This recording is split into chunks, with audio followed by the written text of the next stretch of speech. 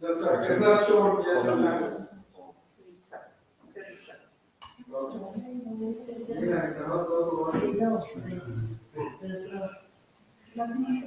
Nothing else here.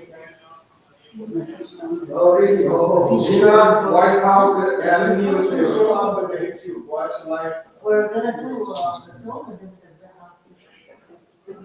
because So we're gonna yeah, they just. Thank you, Mina. White House need you, Mina. Okay, we are on.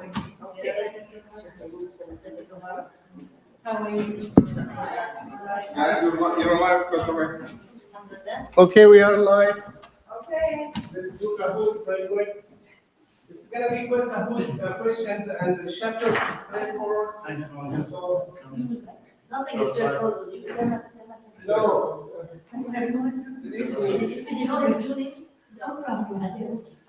Oh, stop. Emin is not here, so it's okay. We can use his name? Yeah, I mean, we use but nobody uses. They did only whoever has like, oh, Penny, get the mics next to you. But otherwise, no one will hear.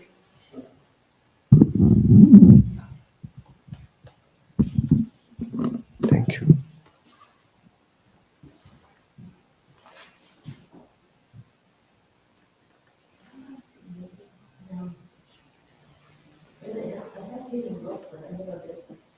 Only the one who did, that's why I want to take the mic for every school. If you don't have the mic, nobody can hear you. That's it. No, watch people talk. Okay.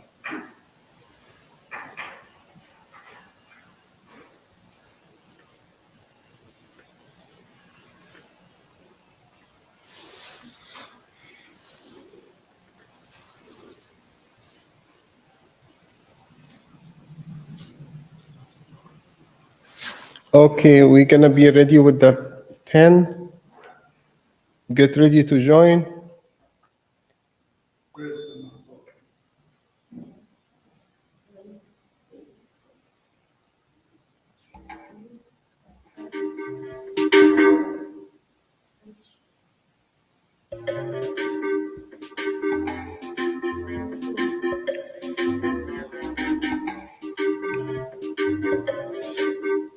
Amira, Kareem, Asmarat, Adam, Nagy.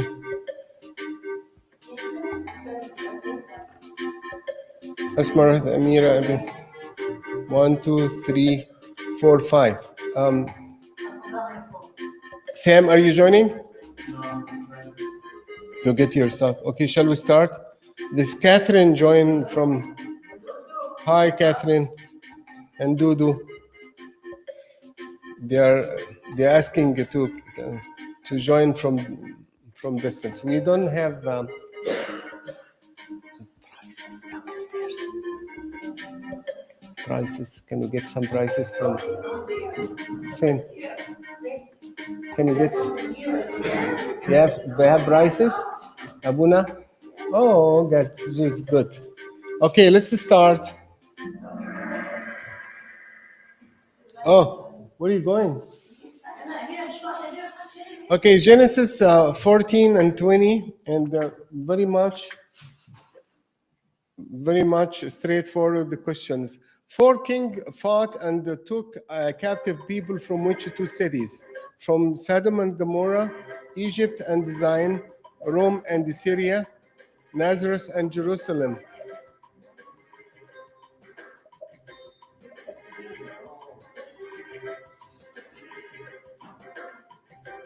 Answer, Yashrin, go. Okay, 4 answer right. It's Sodom and Gomorrah, okay? Okay.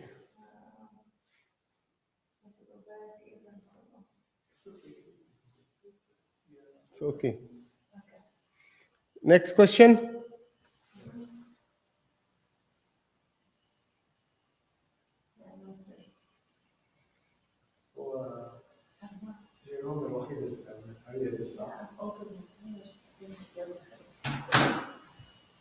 Next question.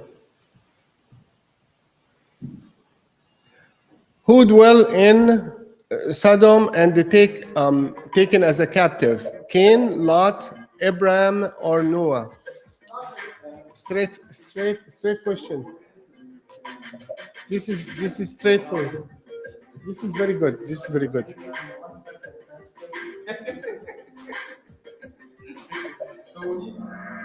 Your hand for that 1 second.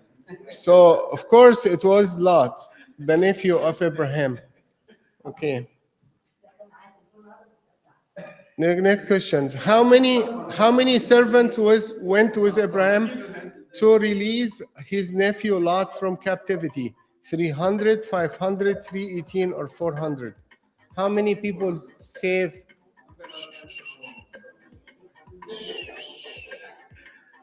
How many people saved Lot with Abraham? How many servants he took? 318. That's a number. Nagy, Amira, jump up. Nagy and Dudu is coming to number 4. Abraham became righteous by what? By work, by good deeds, by faith, by kindness. What make Abraham righteous? By faith. By faith. It's the Old Testament too. Amira still on the top, Nagy and Karim. How old was Abraham when Hagar bore Ishmael? Be careful. 90, 99, 86, or 100? How old Abraham was when Hagar? 86 is the right answer. He was 86 years old. Hey, what's going on? Karim is coming second. What is the meaning of Abraham? Father of mercy, father of Israel, father of fathers, father of many nations.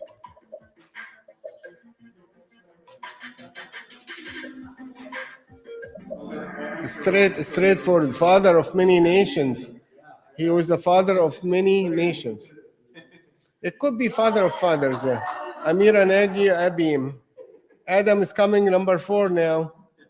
Here we go, Adam. How old was Ishmael when God spoke to Abraham? When God came and visited Abraham, how old was Ishmael? He was 11 years old, 12, 13, or 14 years old? Circumcised was 13, right? This is a different question. I didn't say so. Is anything about circumcision here? 13 years old. He was 13 years old. Amira, Nagy, Karim, Nagy, and Adam and Dudu. Number 8. The Lord appears to Abraham and said to him, I am Almighty God, walk before me and be what? Blameless, righteous, holy, faithful. Be what?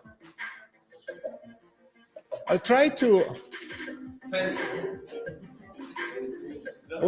We should contemplate on this verse. The right answer is blameless. Only one answer this one.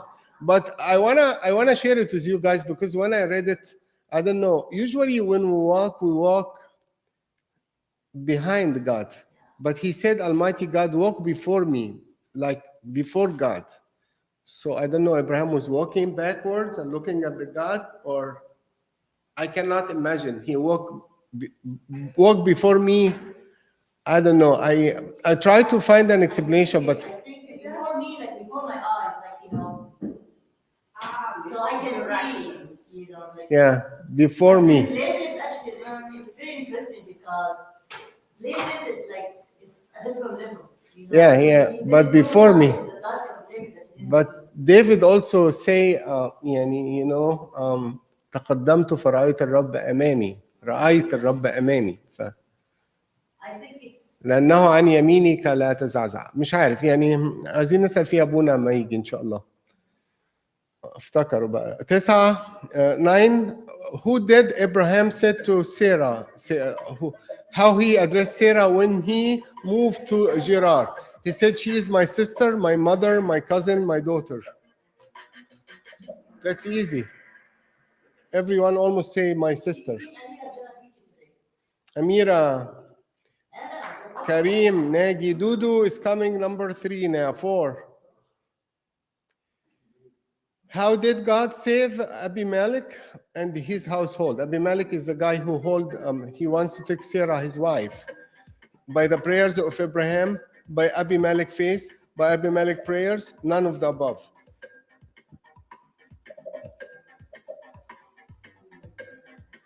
His face. The prayer of Abraham. 4 answer right, by the prayer of Abraham. And this will confirm one of the early signs in the Testament, in the Old Testament and the whole Bible that show the importance of the prayer and the intercession. Because God said to Abimelech, pray, make Abraham pray for you in order to be saved. So that was a confirmation from God to Abimelech about the importance of the prayers. There was, some people will say, why you ask for prayers of the saints? Here we go. This is the answer, okay? 11. What was the covenant that established between God and Abraham and his descendants? Circumcision, baptism, Eucharist, confirmation. Straightforward. What's the covenant?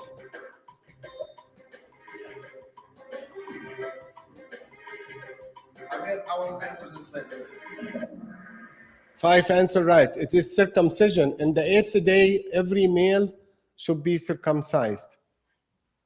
It was a symbol. It was a symbol for baptism afterwards. Amira, Negi, Karim, and Negi. The last questions was true or false. Lot's sons-in-law. He has 2 sons-in-law. They were saved, yes or no? True or false?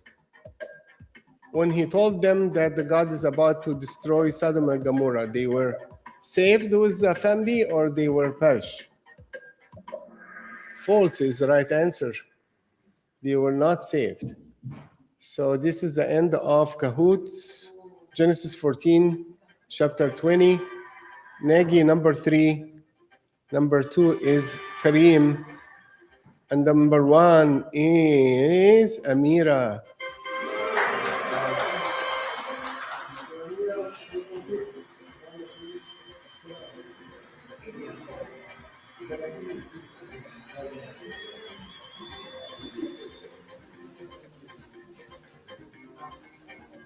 Your cat is very good. Have a nice day.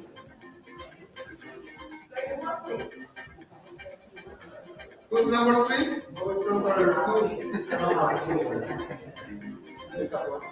تبع كريم. انا كان ليا واحده الاسبوع اللي فات.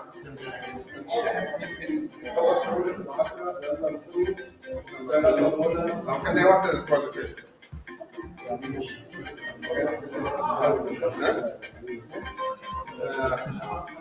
ايش كنت عامل؟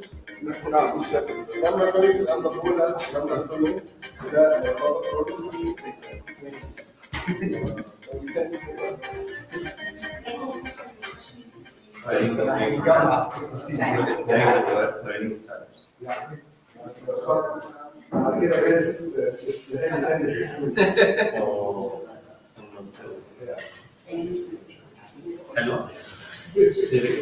Okay, guys. Next time we'll read Genesis chapter 21st to I believe 27. Then make it 7 chapters, and we're gonna have Kahoot next time. Thank you, and keep the reading. I enjoy reading Genesis. It's a very good book. We're gonna read about Isaac and Jacob and Joseph, and it's gonna be very nice. Thank you, and we welcome Sam. Amira will introduce Sam. Come, Sam.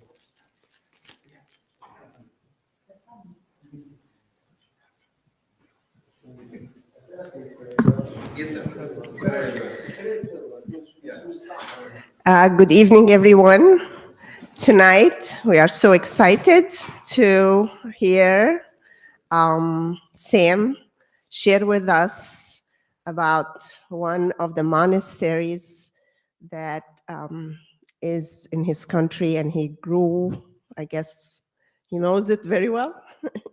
And his wife is named after this monastery, so we are so happy that he agreed to share all this information with us, and let's welcome him.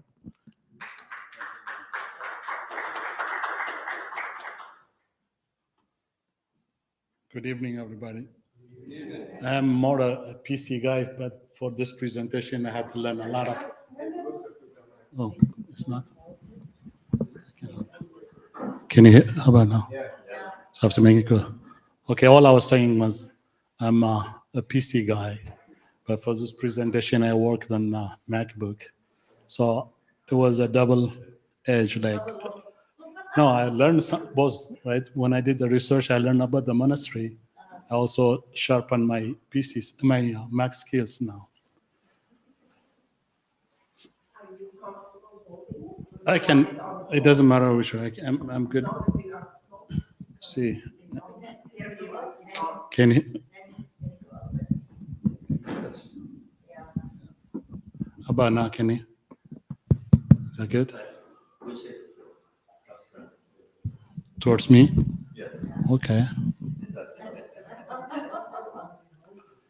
So as you can see, this is a 650-year-old monastery in Eritrea. It's named Debre Bizan.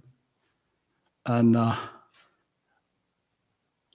have this question all the time when I meet new people. The question that I get is, where are you from? So the country that we are from, Eritrea, is a very small country. It's not that well known. So for the same reason, I have this slide to give you a little bit of introduction to the country and to the Orthodox Tewahedo Church. So the word Tewahedo, which is a Ge'ez word, Ge'ez is the language, the original language of both the Ethiopian and Eritrean Orthodox Church. It all means just to be one, or to make one. And then Tawahid is is that how you say it? Tawahid? Right.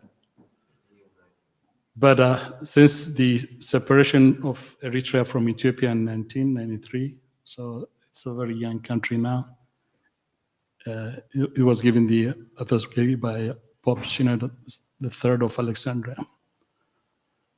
So the church was originally founded in 329 AD, but with all this change, now we say Eritrean Orthodox Church is established in 1993. There is still some, what I call church protocol with the Coptic Orthodox Church and the Eritrean Orthodox Church. There is, I think recently the new Pope in Eritrea was, I think that ceremony, there was a lot from the Coptic Orthodox Church from Egypt. So there is this exchange of visits between the two churches still. There is a cooperation in terms of the theological education. They work together on many of those programs. So as you can see also on the map, if you don't have any visual what it is, if you just go south from Egypt, you'll see the Sudan. I don't know if is there a pointer in the that. Then south of Sudan is where Eritrea is. And then if you go south, it's Ethiopia. So it was part of Ethiopia. So you're familiar with this map probably. The Red Sea, of course. Correct. So the Red Sea, we have about, I think, close to 1,100 kilometers. No access. Yeah. So on the other side, you can see also Saudi. And so that is very, very, I don't know what word to use.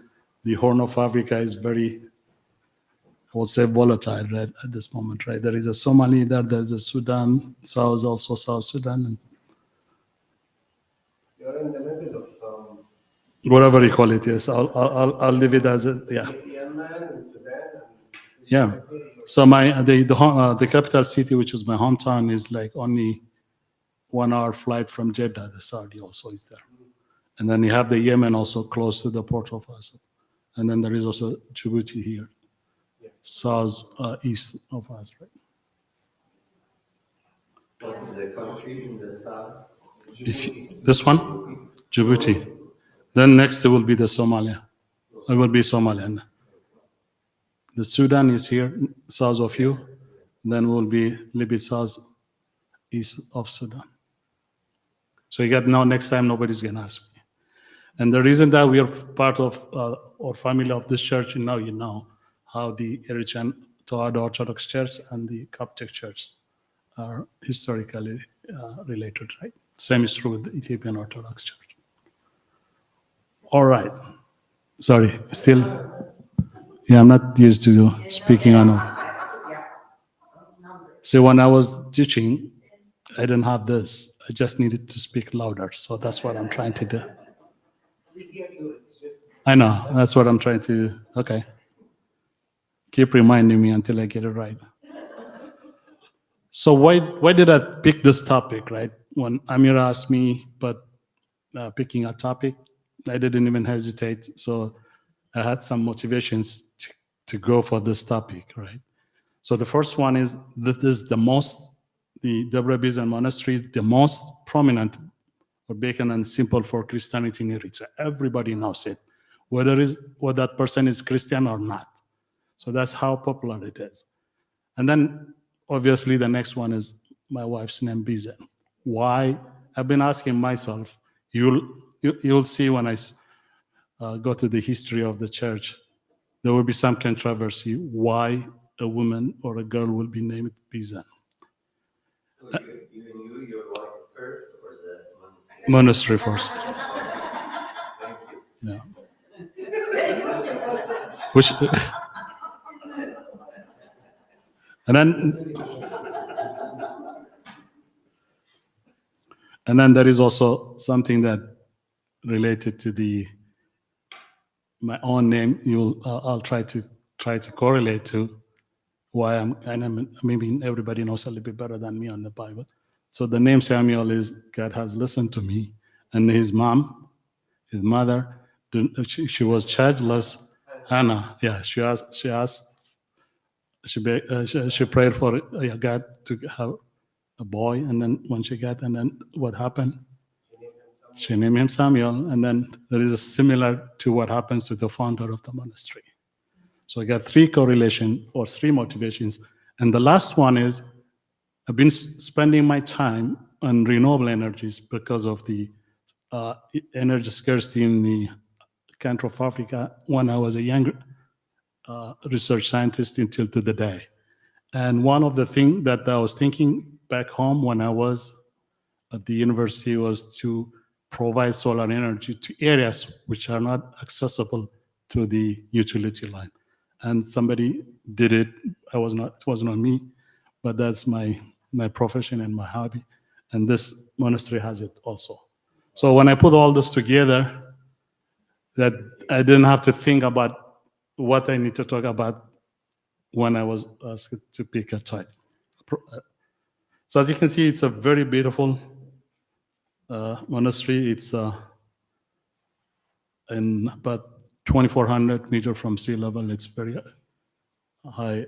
I think it's close to, I think probably it's the same level or a little even better, higher than the capital city in terms of. So here I'm going to say a little bit about Abuna Philippos. This Philippos spelling, it is spelled different ways, so I'm going to be sticking with this. This is how we spell it. And who is Abuna Philippos of the Debre Bizan? So he's the founder of the monastery.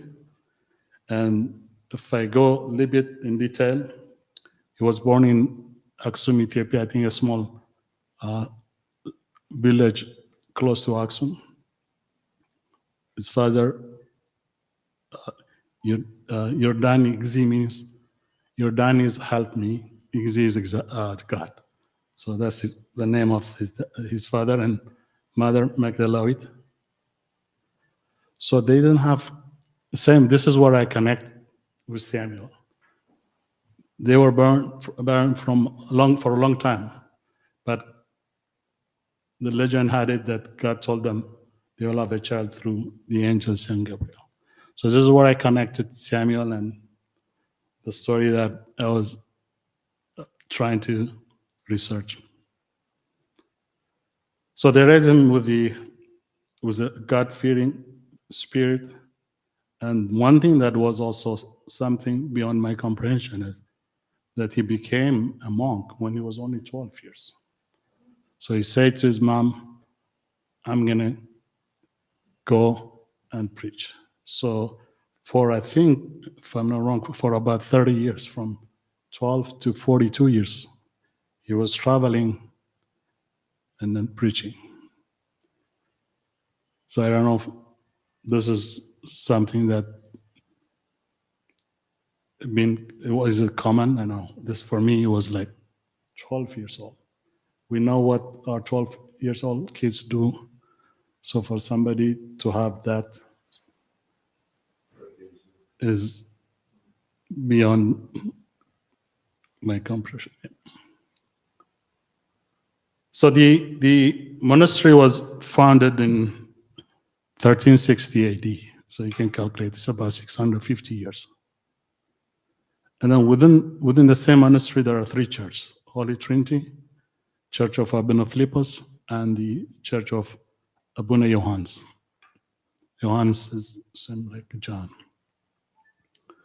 And then there was one thing that also learned from going a little bit deep on Abuna Philippus, that he was commonly known as Fadil, because we use the letters in Ge'ez or in Amharic or in my original language, also our mother language is called Fidel.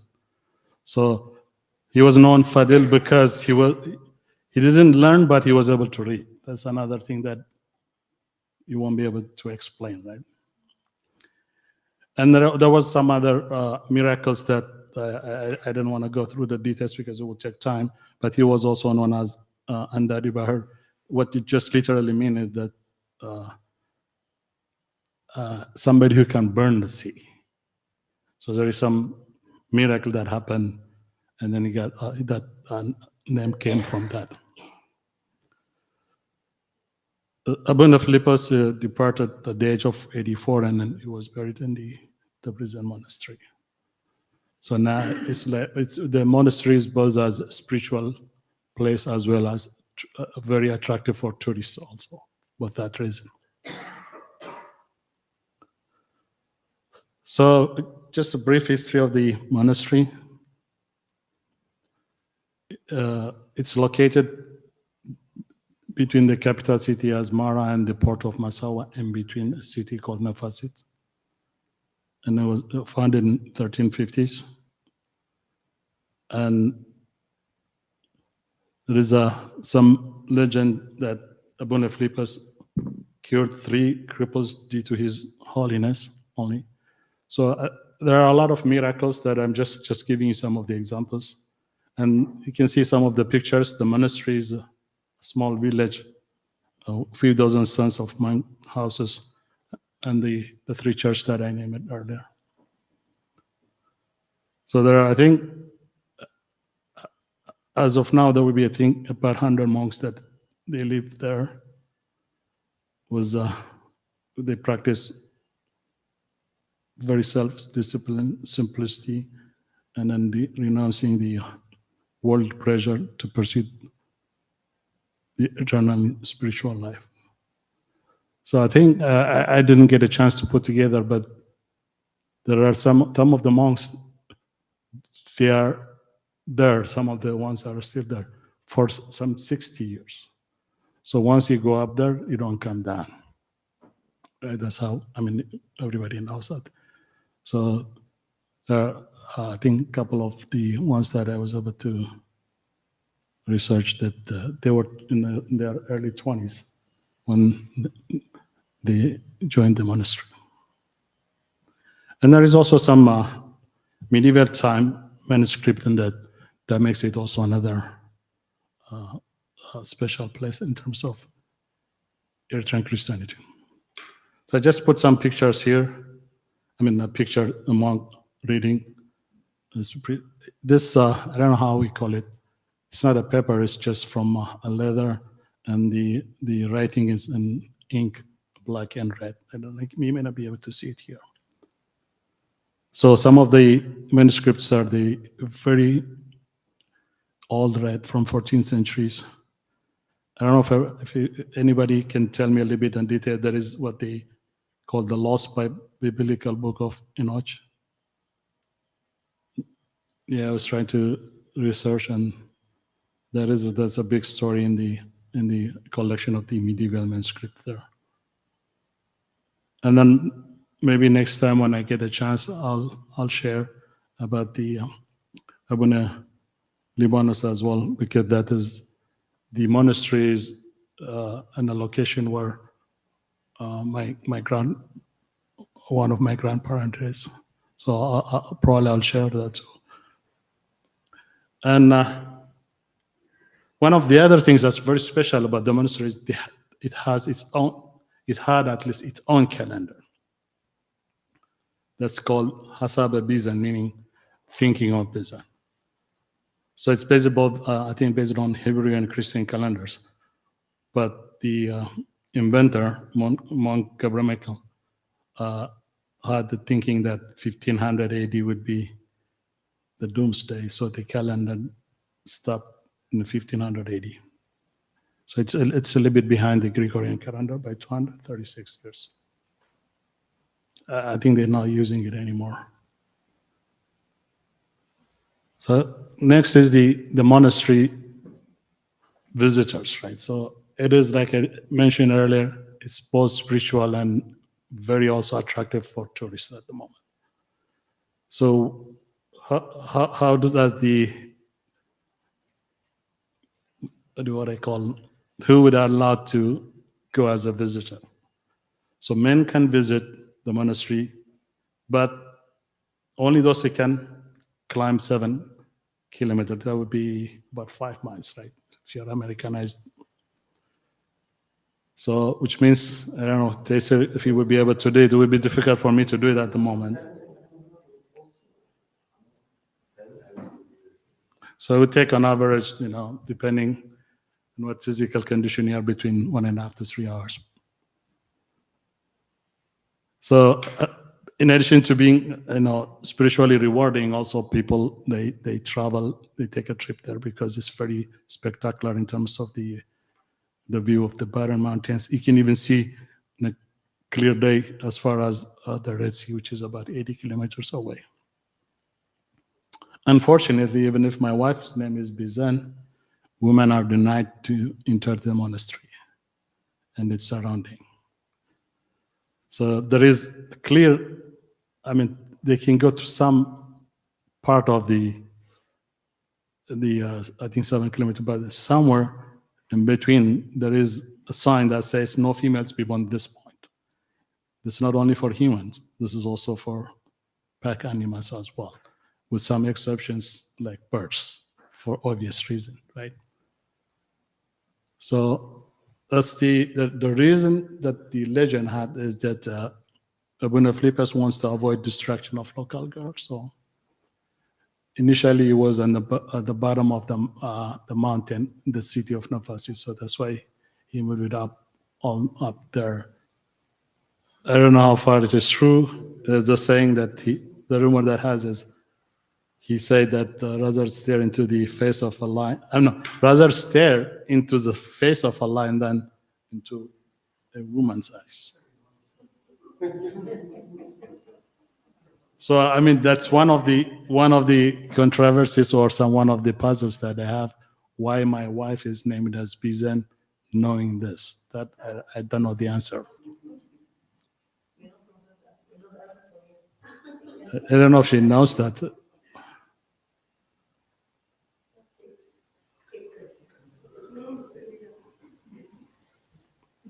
After all these years, nobody can break that rule.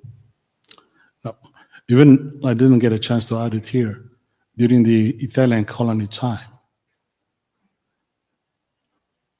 there is, in addition to the sign that deters women to go further than that point, before you enter to the surrounding, yes, you cannot have shoes on, so you have to take it out, your shoes, right? I mean, that's all actually, even inside church, Orthodox church, both Ethiopian and Eritrean. You cannot go to you leave your shoes at doorstep. That's still true. But what I was trying to say is forget his name, the Italian, during the calling time, I forget his name. He went up there on horse ride, but he was hesitating because they asked him to take his shoes, and then it would be difficult for him, being a colonist, to be told to take his shoes off to go, because he wants to know what is up there. So it's very interesting. So I think this is probably very common to all monks. So they live in a very egalitarian, right? Equal rights, independent of their rank. They dress the same way and they eat the same food. And I think in addition to the spiritual life there, also they do some charitable offers, especially for people of need, suffering from extreme poverty, but they have to be men again, unfortunately, right? And they survive on rain collected of the gathering of the roofs that I'm showing you here. And these days they're using solar power for generating electricity. And that's, again, one of my motivations, because early on, before solar energy was common, the driver was in areas where you cannot easily access, put utility line. You could put solar energy, and one of the examples were the monasteries, right? Because they are not accessible, they need power. So that was, if I go back in time, 30 years. But I'm happy now to see that's happening. Even now, I think they are pushing more to make the monastery self-sufficient. There is more of agriculture, and then I think even they're constructing some dams so that they can supply water as well. This is very recent. Yeah, so it's happening. So they get the monks go down to serve the disabled, or the disabled go up there? They don't go down. They just, once they're up, that's it. But Okay. other people will provide the supplies. Yeah, because they were saying, you were saying that the monks are allowed to serve the disabled, the people who are in need. Like, how's that? They're just sitting there. They go there. The people They go that, there. yeah. They are. They use camels. I show you some pictures. They can use horse, right, or donkey, right? They don't have to walk. Not everybody does that. So they rely on electricity from the solar now? That's the source. For electricity, yes. So they are also trying. I think they are working on. But for agriculture too, they're trying to, because exactly. Yes, sir. Early on, I think if you go all the Abuna Philippos miracles, right? The first time they move out there, that area was extremely wild. So there was a lot of miracles that happened for Abuna Philippos to move the church up there. So and the Bahar, there are a lot of miracles that happen. Yeah. Did you ask any question? Just wondering, Abuna Philippos, while he's monk, he preached for 30 years. So he became monk when he was 12 years old in Aksum, Ethiopia. Then he left home, and then he traveled a lot of places for 30 years. When he was 42 years old, 12 plus 30, is the time that he found this monastery. But in between, he was traveling a lot of places. It means the north part of Ethiopia and the current Eritrea. So my question, even he was traveling to preach the gospel, why the monk denied to preach the gospel as founder of the monastery did. So why the monks don't go everywhere to preach the gospel? Did you see what I said about the women? The reason he said, he stared the other lines instead of, so he tries to put them in a very isolated, right? If you're preaching everywhere, you have no way of saying, putting all limitations, right? So he moved it, right? Yeah. It's different than our culture. No, but monks should be. Some of them get close to monastery for that. I think there are some of them that they don't even, if you go in details, right? Even every monk is not the same. Some of them, they don't even have any contact with what I call normal people, right? They just isolate themselves. You won't see them. They will have their own special cave and things like that. The same is true in many places in Ethiopia as well. There are a lot of monasteries. It's very common. If you ask me why, see, that's the reason why I picked there. I cannot comprehend things like that. That's why I'm sharing this with. Mhm. So I think I'm coming to the end. I have just some pictures to show you, right? You were asking earlier, the people that need help, how do they get the help? See the transportation, right? Yeah. It takes 3 hours, like people can rest, like, they have like rest areas in the middle and they rest them, they go again and. Yep. I'll show you some videos and see. Assuming that YouTube is gonna go up. What's the difference, like? So Bizan is, Like, what is it? yeah, Bizan is the same, another word of Mizan, which is something like balancing. So that the mountain was Debre Bizan, right? It's Mount Bizan. Then when Abuna Philippus moved the church from the bottom of the mountain, the city called Nafasi, to that top of the mountain, then the monastery was named after the mountain, Debre Bizan. So Deborah Basin is a mountain. So mountains, the monastery is on top of that. So it came. Yes, balance. Deborah means, Yeah. Mount. Yeah. so we have Deborah Zayt, we have. Yeah, Debre is, It yeah. means mountain. Yeah. Deborah. So we can have Deborah Zayt, you can have Deborah. Yeah. Deborah, like, Yeah. It's like saying like Mount, I think in Italian it's called Monte Bizan for that reason. You can call it Mount Bizan Monastery. So the Debre is a local word. It's because that's the Orthodox Toledo church. Yeah. The most famous monastery, they name your children, you name the children after, like the son or named after Yeah. the monastery, maybe. Yep. Saint Anthony, like Saint Anthony Monastery, Mhm. we call some kids Anthony Yeah. after. But his son is of the mountain itself. Yeah. Oh, okay. Yeah. The mountain it's Mount Bizan, but the monastery is now on top of that mountain, right? So it's named Mount. But within that monastery, there are 3 churches, and one of the churches is Church Abuna Philippos, the founder. There are 3 churches, and then they named one of the church after him.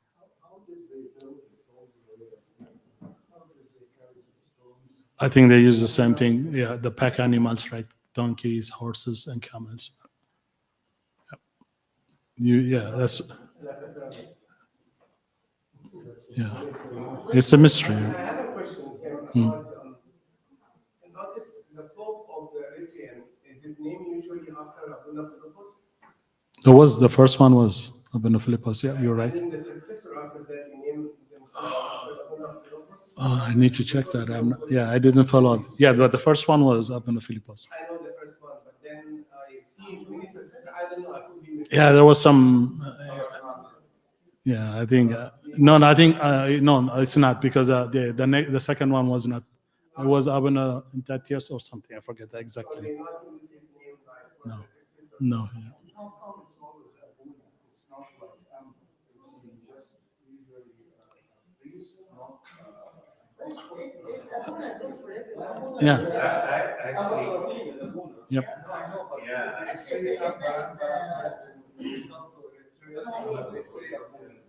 Yeah, I mean, a small change to, yeah. Even word the Pope, I heard they use it during the Pope Peter the 17th in the Coptic Church. Mhm. And Pope is not a Catholic word, it originated from the Orthodox Church. And word Pope means father, because they consider the Pope as a father for them. They say Abuna, meaning like, Yeah, Abuna is, yeah, I think in both in Amharic and in Tigrinya, we don't use Pope, we call it Papas. I don't know where that word came. No, we use Papas, we don't use Bishop, right?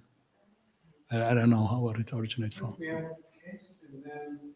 which is- Yeah, but the patriarch, right? You have Rabun and then you have Papas and then Pat- Papas, right? Yeah, there is also Lika Papa. It goes, And then Patriarch. yeah. Oh, the last one is, yeah, patriarch. So I don't know, I mean, how, what the church structure is. It just, see, it's just the same true on the business side, right? Some companies, they use directors and vice presidents, some they don't, right? So I'm guessing the same is true with the church, right? The church has its own way of hierarchy. They name it. so roughly, how many churches in Eritrea? Oh, that's a good question. I have to look it up. I don't have the number. I mean, all Eritreans are. But remember, Eritrea is very small, right? It's 5 million. Maybe we are 6. And then I think we are about 58% is Orthodox Church, right? 58 of 6 million. So most of the populations are Christians, 58%. 58%. 58% actual Orthodox. There is also a little bit of few percent of Catholic and Protestant. But Ethiopia is 100 million, 100 plus. So if you take even 40% of that population to be Orthodox Church, Ethiopia will have like 40 million. Right? So there would be more churches in Ethiopia. And then in Eritrea, I think for every church, you'll see one mosque because we are about the same in number, right? And is any difference in Ethiopian and Eritrean churches? No, not that I know. Because Eritrea was part of the Ethiopian Orthodox Church until 1993, right? So We have different popes or different now, yes, the Eritrean and the Ethiopian. yes, 2 countries have different. I didn't expect this many questions, but I'm glad there was. Somebody must be helping me to give the answers, right? Yeah. If you have time, I can show the YouTubes. Do you? Okay. And then I'm a little bit nervous when I press YouTube. I don't know what commercial is going to come. So, Be careful. yeah.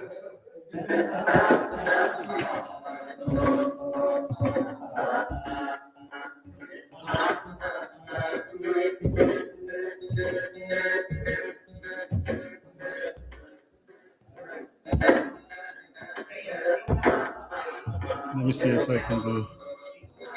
This is a monastery inside.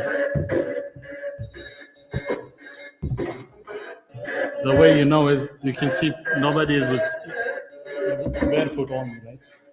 No woman, no shoes. Yeah, that's what I'm saying. You can tell that's inside.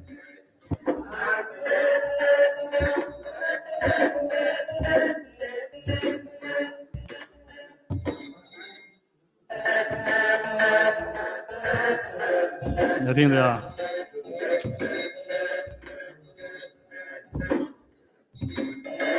Let me see if I get lucky on the other ones. I think somebody was asking how you go there, and then I think, let me see if I can show. I have it here. Yeah, you can see it how people.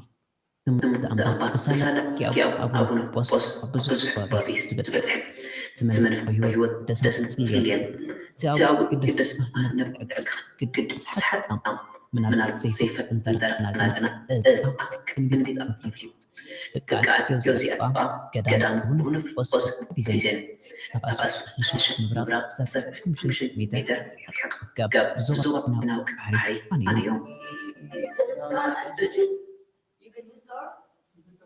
No, the cars are just. See, the monastery is between 2 cities, right? The capital and the port. So to get there to the city that's on the bottom of the mountain, you can travel by car. But once you're there, you will see them. See this, I don't know if you can see it here. The winding roads, that's all the way, that's from one city to the other. The monastery is in between, about halfway. But I think I'm trying to see if I can find Can you this. send it to us and we can? See, this is a way to go up.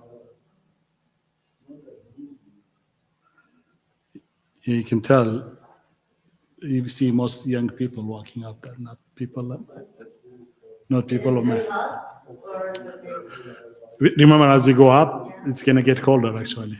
So between the two cities, right, the capital city of Asmara and the port, it is like, I would say, a 3-hour drive, but there will be 3 seasons that in the same time. One will be summer, which is the lowland, right, the port. And then the capital is on a mountain area, right? So it will be cold. And then you will have a mild one in between. So within a few hours, you can see 3 seasons. That's one of the commercial the Eritrean tourism uses. 3 seasons in few hours. So you see, that's the gate, right? Once you reach there, then you cannot have shoes until you reach. See, they have some of them are still walking up with shoes, right? So You have to take off your shoes. yeah, there is. When you when you're going up, you will have shoes, but when you get close to the monastery entrance, the one that you saw the ark, then you have to take your shoes off. So you will see that you see that they're holding their shoes when they walk. How many times did you lose your shoes? I didn't even get a chance to go there. So they keep their shoes with their bags or something. Yeah, you won't be able to find it. It's yeah. Someone else. Yeah. There is no guarantee also you find it, right? Good luck. Yeah. Yeah. I turn it off though, because it's. Oh, you're in the private already? I was told to be in private. Yeah, so what's so slow? Which is slow, maybe me. No, it's the internet.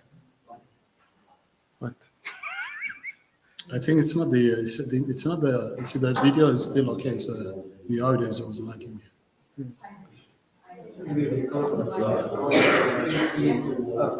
Okay.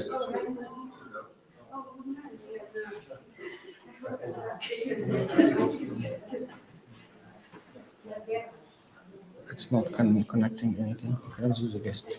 No, I think I was using the private. Okay. So the guest is here. Okay. So now it's Yeah.